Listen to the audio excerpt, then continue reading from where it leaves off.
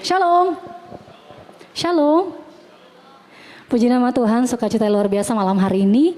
Saya boleh diizinkan, diberi kesempatan. Terima kasih untuk Leader Youth Mahanaim, Kak Alain, yang boleh memberikan saya kesempatan malam hari ini untuk berbagi kebenaran firman Tuhan buat saudara teman-teman sekalian. Sebelumnya secara singkat, saya memperkenalkan nama. Sebenarnya minggu lalu sudah teman-teman ya, tapi tidak apa-apa. Nama saya Farah Walado, asal dari Langoan, orang gunung. Sekarang masih menuntut pendidikan di salah satu STT yang ada di Jakarta. Dan saya bersyukur malam hari ini boleh ada bersama-sama dengan teman-teman. Tanpa berlama-lama, sebelum saya membawakan kebenaran firman Tuhan, tolong satu orang bantu saya, volunteer. Enggak apa-apa teman-teman, saya cuma mau tanya pertanyaan dan teman-teman cukup jawab benar atau salah. Satu orang. Siapa Kang? Yang ini jawab paling muka, cewek pakai baju kaos hitam. Cuma jawab benar atau salah. Enggak yang lain-lain, aman, tenang. Dia pertanyaan gampang. Cuma bilang benar atau salah nih. Nganape nama Egi? Egi itu ngapain nama? Benar atau salah? Nganape nama Egi? Salah, oke. Ganti. Oh, nganape warna kesukaan merah muda pasti. Salah, so 2 kali salah. Ini mesti benar. Nganape makanan kesukaan bakso tusuk. Ih betul, puji Tuhan, satu benar. Satu so 2 salah, 1 benar. Apa Kang? Apa dia pertanyaan? Oh, nganape hobi? Pasti nganape hobi main bulu tangkis. Salah. Ada apa dengan saya? Malam hari ini saya 3 kali salah teman-teman. Oke, thank you sebelumnya sudah menjawab pertanyaan saya. Nah sebenarnya kenapa saya tanya seperti ini teman-teman? Ini sebuah gambaran sederhana gitu ya. Sebuah gambaran sederhana, kita bisa nangkap satu hal bahwa untuk kita ingin tahu sesuatu, entah itu tentang sebuah cerita dalam novel, entah itu sebuah cerita drama Korea, atau kalau kita ingin tahu sesuatu tentang orang yang kita kagumi, orang di sekeliling kita, kiri, kanan, depan, belakang, berarti minimal kita bangun sebuah hubungan. Nggak kayak saya nggak tahu dia siapa, tiba-tiba saya tebak, kamu suka ini, kamu suka ini. Yang ada saya malu sendiri, karena salah apa yang saya tanya. Artinya kalau kita ingin tahu sesuatu, minimal kita perlu bangun hubungan dengan orang tersebut. Minimal saya berteman, saya tanya nama kamu siapa, boleh minta nomor telepon nggak?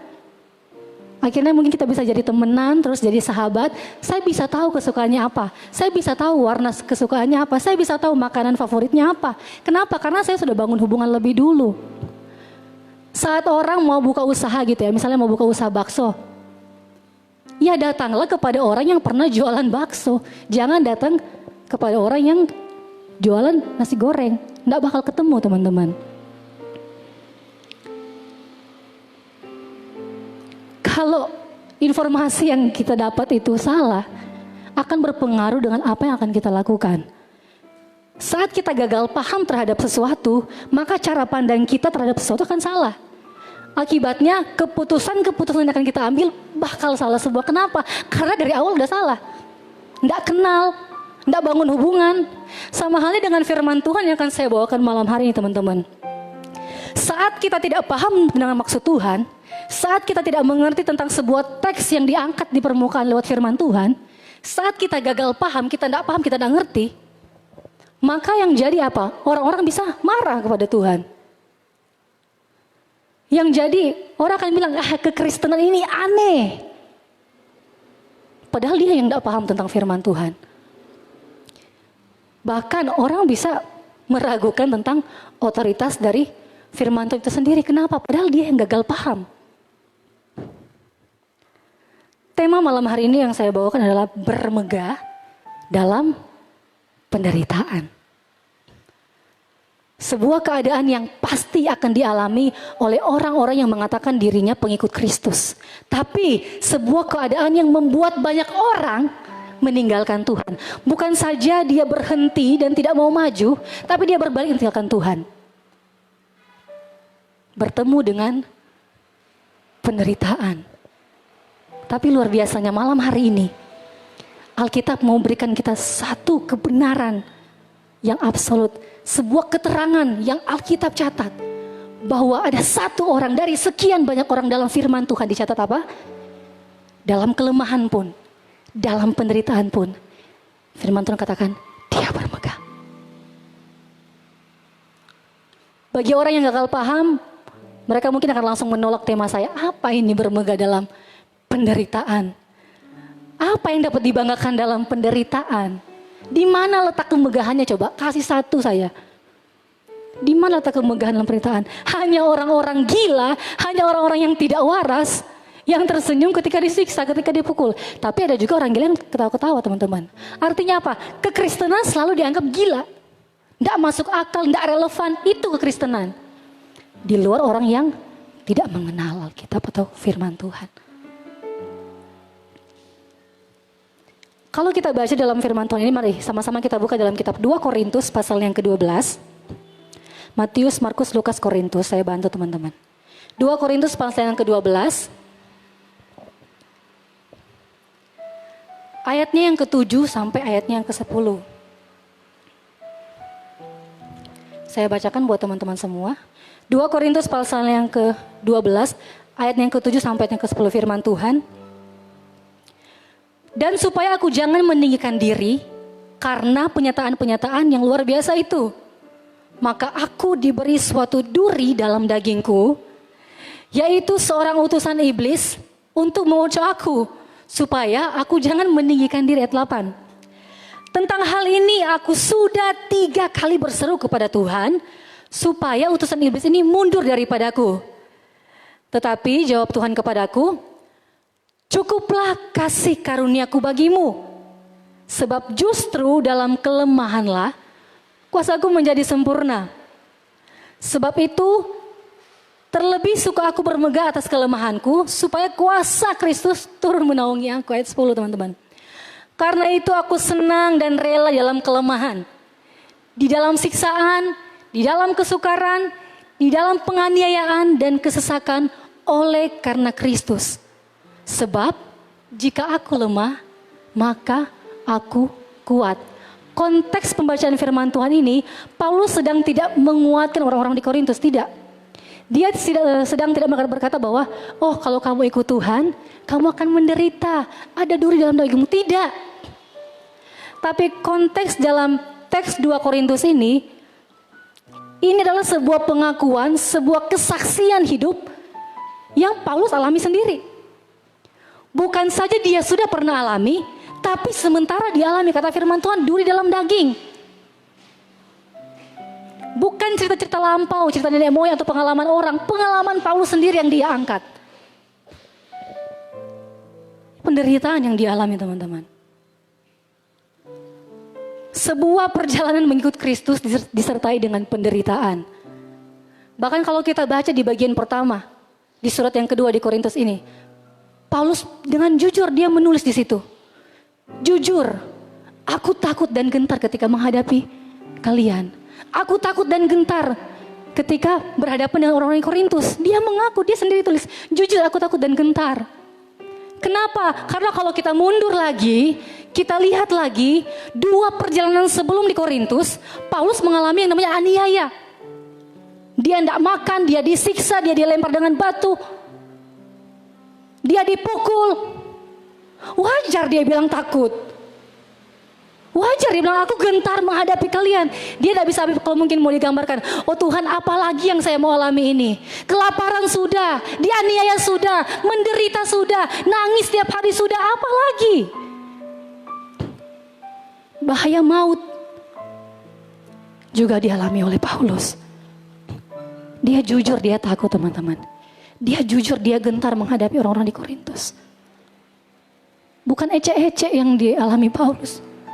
Bukan, oh kamu Paulus hidung kamu pesek. Enggak. Bahaya maut. Itu yang dia alami. Tapi pertanyaan yang sederhana malam hari ini. Kenapa? Orang yang sudah dianiaya, orang yang sudah dilukai, orang yang tiap hari menangis, orang yang disiksa, Kenapa dia masih mengatakan aku bermegah dengan kelemahanku? Apa rahasia Paulus? Apa yang dia lihat dari penderitaan? Kenapa dia memilih menjadi orang-orang yang tidak pada umumnya? Dia bisa tolak penderitaan. Cukup Tuhan, saya sudah melayani Engkau. Tuhan tolong bela. Masa Tuhan tidak bisa bela? Kenapa sampai ada ayat 10? Justru dalam kelemahanku, ketika aku lemah di situ aku kuat. Kenapa sampai Paulus bilang begitu, teman-teman? Yang pertama, saya cepat. Ayatnya yang ke-8 dan ke-9 saya bacakan buat teman-teman semua. Tentang hal itu, ini perhatikan. Tentang hal itu, aku sudah 3 kali berseru kepada Tuhan supaya utusan iblis itu mundur daripadaku. Paulus berdoa kok. 3 kali dia berseru, kalau boleh Tuhan, kasih lalu jadi penderitaan. Paulus berdoa. Tapi apa selanjutnya dikatakan seperti ini. Tetapi jawab Tuhan kepadaku, cukuplah kasih karuniaku. Ini jawaban Tuhan. Cukup kasih karuniaku. Yang pertama, kenapa Paulus bisa bermegah dalam penderitaan? Yang pertama karena Paulus mengalami kasih Allah di dalam penderitaan. Kata cukup yang dipakai di sini teman-teman, 2 arti ketika saya pelajari. Secara aktif, maksudnya seperti ini. Sudah cukup. Misalnya kalau kita mau tuang air, hampir penuh gelasnya, udah cukup. Nah itu pengertian yang pertama. Secara pasif, pengertian yang kedua dari kata cukup ini adalah puas dan penuh. Kalau sepenuh berarti tidak bisa tambah lagi.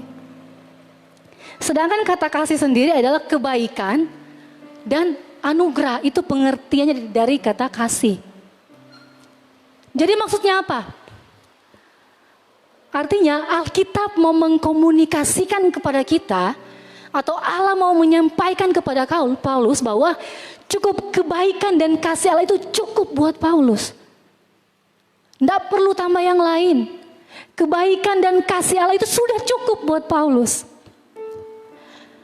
Allah adalah penuh dengan kasih. Allah adalah kasih itu sendiri. Kalau saya sederhanakan seperti ini. Secara tidak langsung, Tuhan mau menyampaikan atau Allah mau menyampaikan kepada Paulus apa? Asal ada Allah dalam kehidupan Paulus, penderitaan sebesar apapun, Paulus akan tetap berdiri dan dia akan tetap teguh dalam Tuhan. Asal ada Yesus, cukup Yesus saja yang dia punya dan dia percaya kepada Yesus, bisa membuat dia berdiri dalam penderitaan. Itu pengertiannya. Artinya apa? Tuhan mau kasih tahu nih, hei anak-anak muda, boy generasi muda, cukup kamu punya Tuhan dalam hidupmu, cukup kamu punya Yesus dalam hidupmu. Maka apapun yang kau alami, sakit penyakit kah, penderitaan kah, Yesus cukup membuat engkau tetap berdiri. Pertanyaannya sederhana. Yesus siapa yang sedang kau sembah saat ini? Yesus yang mana yang sedang engkau agung-agungkan saat ini? Apakah Yesus yang sekedar menyembuhkan? Apakah Yesus yang sekedar memberkati? Atau Yesus yang disalibkan dan mati menebus dosamu? Apakah engkau cari Yesus sama dengan motivasi tadi? Ketika cuma posisi enak, ketika ada penderitaan, ketika ada pergumulan, engkau menjauh. Engkau lebih percaya curhat ke temanmu ketimbang ke Tuhan. Paulus bermegah dalam penderitaan, dalam kemegahan. Dalam penderitaan dia bermegah. Kenapa? Karena dia tahu asal ada Yesus. Firman Tuhan kasih tahu, Allah kasih tahu, cukup kasih karuniaku Paulus. Cukup aku, cukup engkau punya aku. All is well. Semua akan baik-baik saja.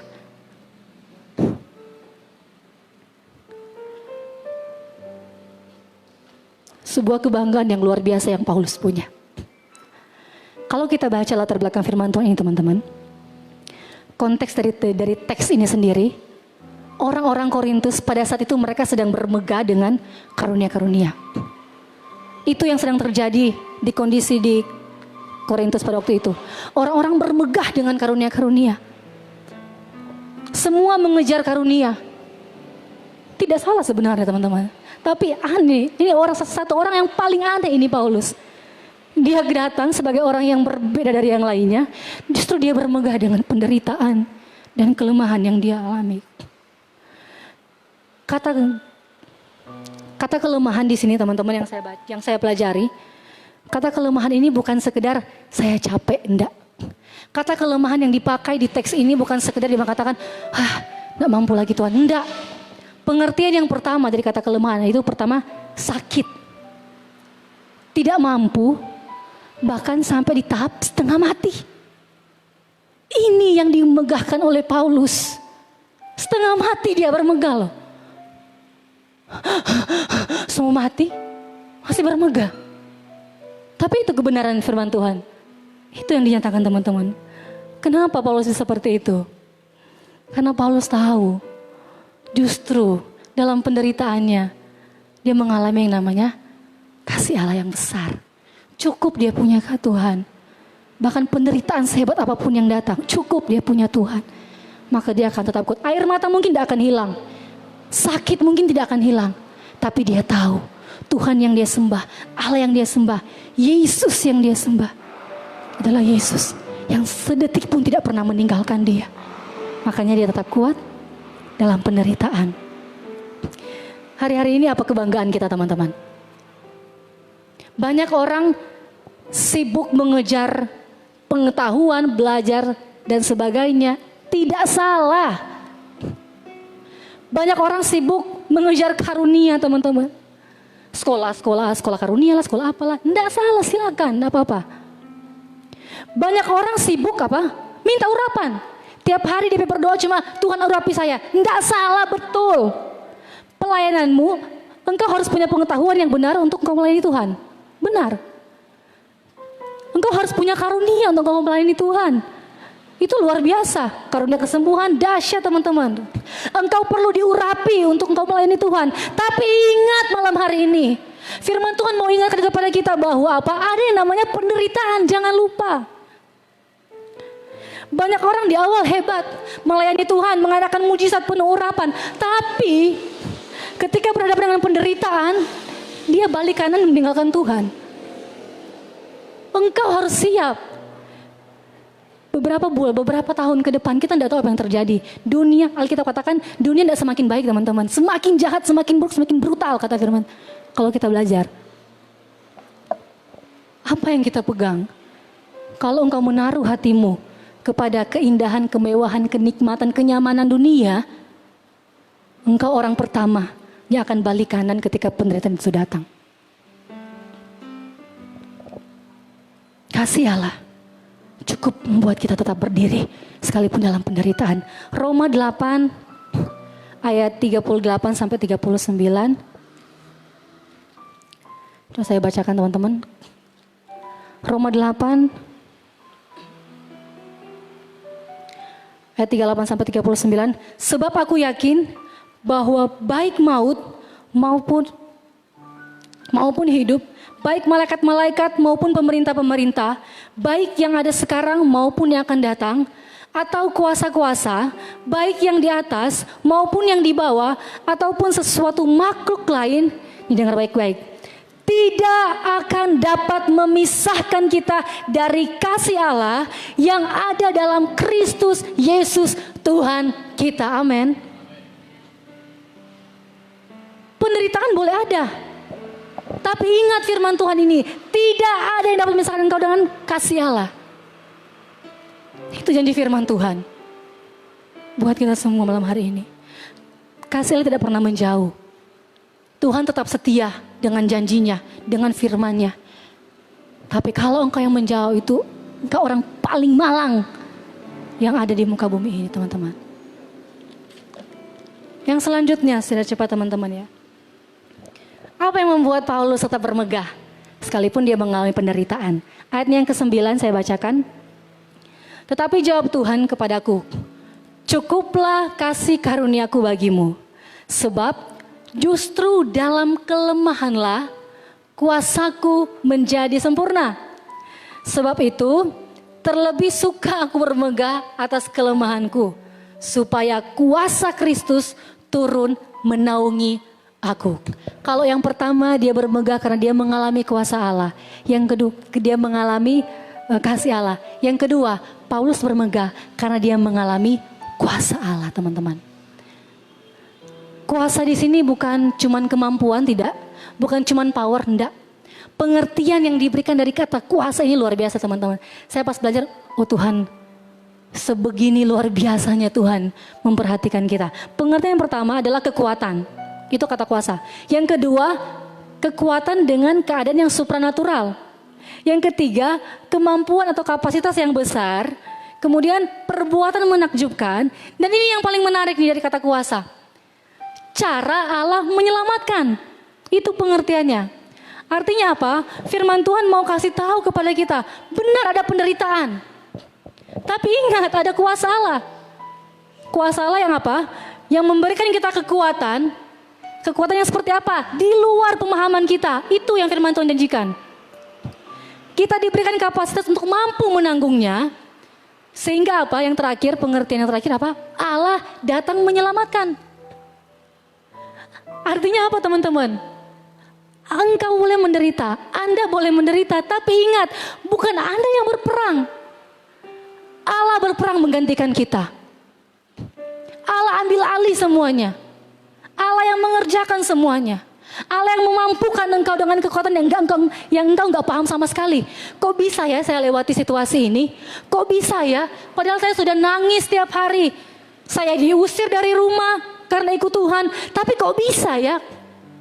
Nggak masuk akal, teman-teman. Tapi itu yang Tuhan kerjakan dalam hidup kita, kata firman Tuhan. Kemampuan yang di luar akal pikiran manusia. Dan satu lagi yang luar biasa. Allah menyelamatkan. Artinya apa? Sebelum kita berperang, sebelum engkau masuk dalam penderitaan, Tuhan sudah kasih jaminan kemenangan terlebih dahulu. Wow. Sudah ada jaminan kemenangan terlebih dahulu, teman-teman. Apa yang perlu kita takutkan? Ini yang Alkitab katakan. Wajar kalau kita takut saat datang penderitaan. Saya juga nangis kalau datang penderitaan, teman-teman. Kalau boleh tak guling-guling. Sakit hati, sedih, rasa tidak mampu, rasa Tuhan menyerah, tidak sanggup lagi Tuhan. Saat penderita itu datang. Ketika engkau penginjilan, udah menggebu-gebu, Tuhan mengasihimu tante, om Tuhan mengasihimu. Wih, engkau ditolak. Jangan takut, teman-teman. Orang yang berdiri dan menolak engkau, satu waktu saya percaya akan berlutut dan menyembah Yesus. 1 Korintus pasal yang ke-10 ayatnya yang ke-13.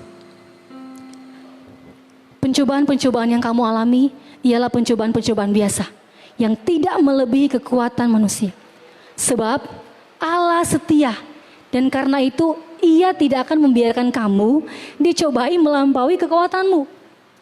Pada waktu kamu dicobai, Ia akan memberikan kepadamu jalan keluar sehingga kamu dapat menanggungnya. Dia bukan saja Allah yang tahu batas kemampuanmu, tapi Dia juga Allah yang mempersiapkan jalan keluar buat kita semua. Itu janji firman Tuhan, teman-teman. Pegang firman Tuhan. Dunia tidak bisa menjanjikan apapun, tapi Yesus yang kau sembah. Dalam bahaya maut pun kata firman Tuhan Dia ada. Itu Tuhan yang kita sembah. Jangan lari ketika ada penderitaan. Mungkin engkau menangis, tapi kata firman Tuhan, menjelang pagi ada sorak-sorai. Tuhan tidak pernah membiarkanmu. Kuasanya cukup untuk membuatmu tetap berdiri. Kuasanya cukup untuk membuatmu melawan setiap badai yang kau alami. Kuasanya cukup untuk mematahkan segala tipu muslihat setan yang membuat engkau jatuh, tertuduh dan sebagainya. Yesus lebih dari cukup. Kuasanya ada dalam kehidupan kita, teman-teman. Percaya. Sekalipun mungkin sekarang ada air mata, tapi nanti akan ada sorak-sorai. Asal engkau percaya bahwa kuasa itu ada dalam kehidupan. Yang terakhir, ayat yang ke-10 dikatakan seperti ini. Karena itu aku senang dan rela dalam kelemahan. Di dalam siksaan, dalam kesukaran, dalam penganiayaan dan kesesakan oleh karena Kristus.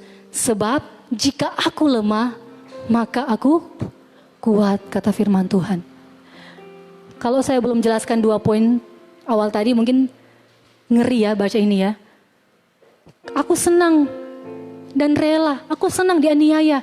Coba ada yang di muka, volunteer, mau maju di muka, orang lempar sama-sama dengan batu. Tapi Paulus bilang, aku senang ketika dianiaya. Tidak masuk akal teman-teman. Yang ketiga, apa yang Paulus alami ketika dia bermegah kenapa dia bermegah kelemahan? Yang pertama tadi karena dia mengalami kasih Allah. Yang kedua dia mengalami kuasa Allah. Yang ketiga dia mengalami pertumbuhan iman. Imannya semakin bertumbuh ketika dia masuk dalam penderitaan. Paulus bukan keturunan Hulk teman-teman, enggak. Dia bukan keturunan Thor, Superman, Spiderman dan teman-teman yang lain, tidak. Bahkan Alkitab mencatat duri dalam daging teman-teman. Tapi Paulus tahu di situasi ini membuat dia sadar bahwa justru dalam kelemahannya timbul pengharapan. Imannya melekat kepada Tuhan. Makanya ayat 10 ini catat bagian yang terakhir. Sebab jika aku lemah maka aku kuat. Imannya dibangkitkan. 3 hal ini yang dialami oleh Paulus ketika dalam penderitaan. Iman kita bisa tumbuh ketika masuk dalam penderitaan teman-teman. Jangan mau menjadi anak-anak Tuhan, jangan mau menjadi orang Kristen yang kanak-kanak. Selalu diproses dengan hal yang sama. Meraju, itu belum penderitaan teman-teman. Jangan mau diproses berulang kali di hal yang sama, itu terus. Ketika penderitaan datang, jangan lari. Mungkin memang sakit, ada air mata. Tapi ingat, ada kasih Tuhan, ada kuasa Tuhan. Tuhan sedetik pun tidak pernah meninggalkan engkau. Bangkitkan imanmu. Jangan mau jadi orang Kristen yang kadar iman yang lemah. Sama dengan kerupuk dang. Kena air hancur. Tuhan mengasihimu. Saat engkau ikut Tuhan, saat engkau masuk dalam, engkau mengambil keputusan untuk setia, melayani ikut Tuhan. Benar, penderitaan itu akan datang teman-teman. Tapi hanya orang yang ingin naik kelas, dia harus apa? Lewati ujian. Hanya orang yang mau menderita, hanya orang yang bisa melewati penderitaan, yang kemudian dari mulutnya akan keluar kesaksian-kesaksian hebat. Hanya orang yang mau menderita demi Kristus, yang dari mulutnya akan keluar perkataan-perkataan yang luar biasa teman-teman. Mungkin jauh dari ketenaran, mungkin jauh dari pujian orang, mungkin jauh dari tepuk tangan. Tapi ingat, ada satu pribadi yang melihat, dan dia akan berkata, imanmu telah menyelamatkan engkau. Yesus tahu apa yang kau alami. Yesus tahu apa yang sedang kau hadapi saat-saat ini. Tetap pegang imanmu teman-teman. Bangkitkan imanmu dalam penderitaan. Saya ulangi lagi, mungkin sakit. Rasa tidak mampu, Tuhan tolong. Kenapa begini Tuhan? Tidak pernah rancangkan begini tapi kehidupan. Nukung apa begini dong Tuhan. Tuhan ada di tengah-tengah penderitaan kita teman-teman.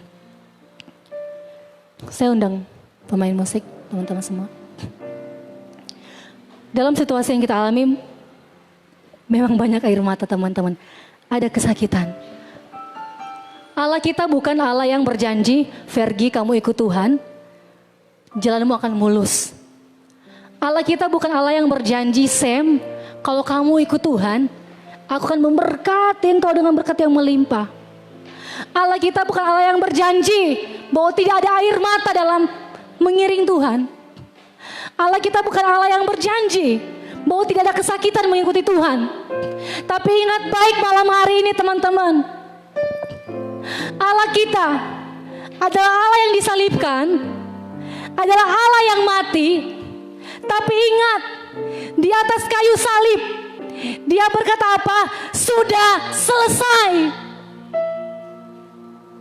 Sudah selesai.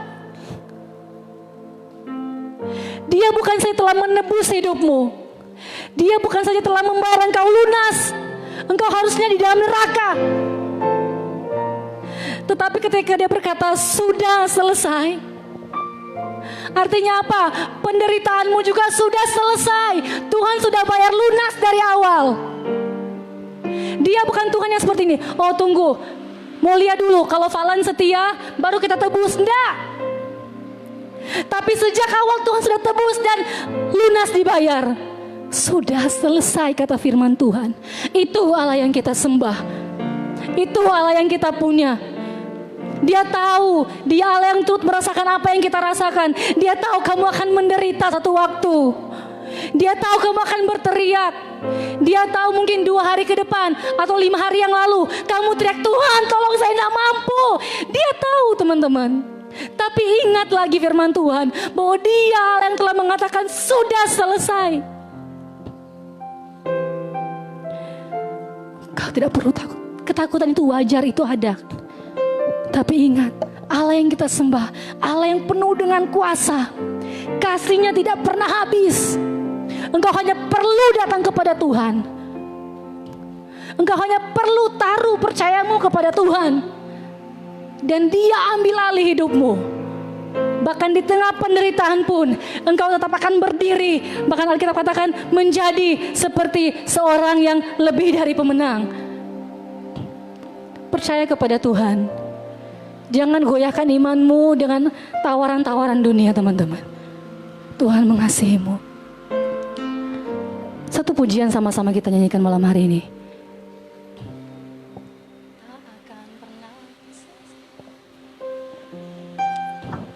Lewati badai, lewati gelombang, lewati masalah, Dia ada. Engkau sakit malam hari ini, Yesus cukup. Bahkan sangat mampu untuk menyembuhkanmu. Engkau disakiti malam hari ini, Yesus cukup dengan sangat mampu untuk mengubah hatimu. Situasi mungkin tidak berubah ketika engkau berdoa, tapi hatimu Tuhan ubah yang ada di dalam hatimu. Untuk engkau tetap melekat dengan Tuhan. Sama-sama kita angkat pujian ini. Tak akan pernah ku sesali mengiring Yesus sepanjang hidupku, lewati lembah air mata, ku saksikan kemuliaan, amin,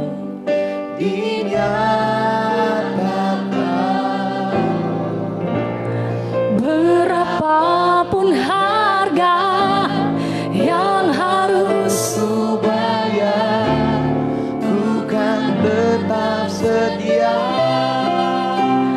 melayani, mengasihimu, mengiringmu seumur hidupku.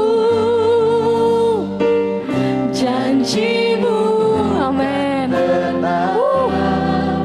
ku pegang teguh sampai ku dapat mahkota kehidupan.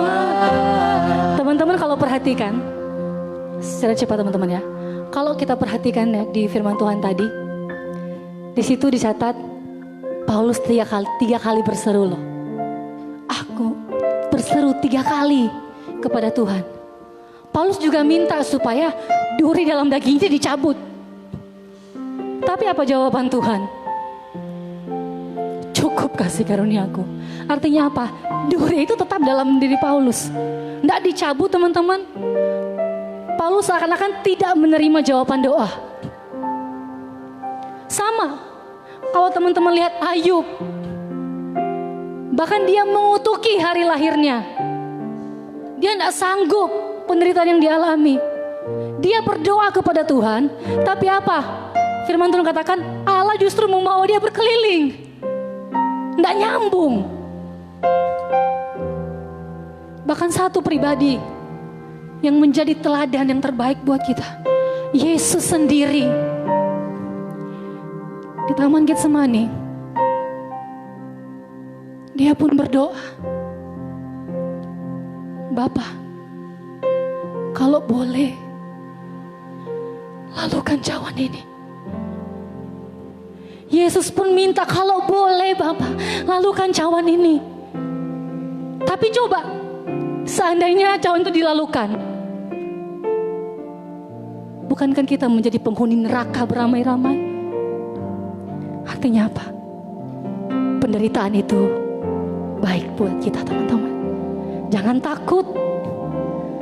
Anak Tuhan, jangan takut. Seorang hamba Tuhan ketika dia ditanya, apa kerinduanmu bagi anak-anak muda yang kau layani? Tahu gak dia bilang apa? Saya berdoa kepada Tuhan, saya minta supaya anak-anak muda yang saya layani menjadi anak-anak muda yang siap menderita. Oh Tuhan Yesus, itu doanya. Malam hari ini, siapkah engkau menderita untuk Tuhan? Penderitaan itu pasti akan datang, teman-teman. Tapi ingat firman Tuhan, Yesus kekuatan kita, cukup Yesus yang engkau punya, sanggup membuat engkau tetap berdiri sekalipun sejuta orang berusaha membuat engkau tertunduk. Bersama-sama dari awal lagi. Tak akan pernah ku sesali, katakan pujian dengan iman, mengiringi Yesus sepanjang hidup.